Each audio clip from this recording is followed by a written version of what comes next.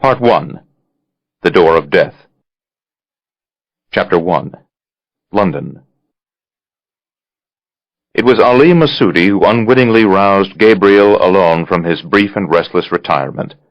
Masudi, the great Europhile intellectual and free-thinker who, in a moment of blind panic, forgot that the English drive on the left side of the road. The backdrop for his demise was a rain-swept October evening in Bloomsbury.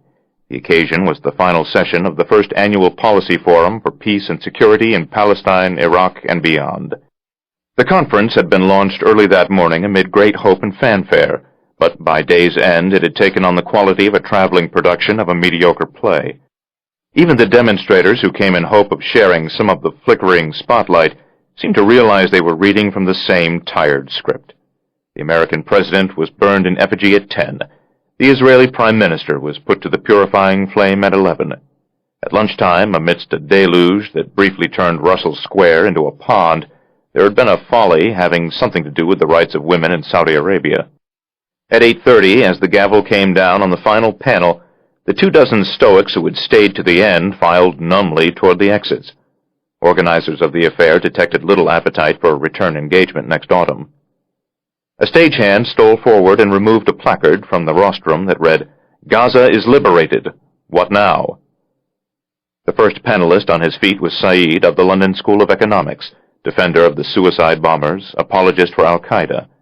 Next was the austere Chamberlain of Cambridge, who spoke of Palestine and the Jews as though they were still the quandary of gray-suited men from the Foreign Office. Throughout the discussion, the aging Chamberlain had served as a sort of separation fence between the incendiary Said and a poor soul from the Israeli embassy named Rachel, who had drawn hoots and whistles of disapproval each time she'd opened her mouth. Chamberlain tried to play the role of peacekeeper now, as Said pursued Rachel to the door with taunts that her days as a colonizer were drawing to an end. Ali Masudi, graduate professor of global governance and social theory at the University of Bremen, was the last to rise. Hardly surprising, his jealous colleagues might have said, for among the incestuous world of Middle Eastern studies, Masudi had the reputation of one who never willingly relinquished a stage. Palestinian by birth, Jordanian by passport, and European by upbringing and education, Professor Masudi appeared to all the world like a man of moderation, the shining future of Arabia, they called him, the very face of progress.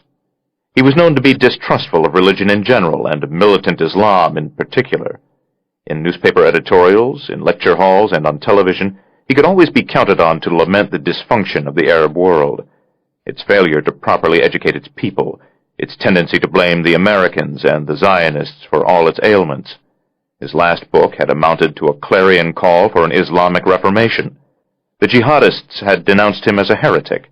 The moderates had proclaimed he had the courage of Martin Luther.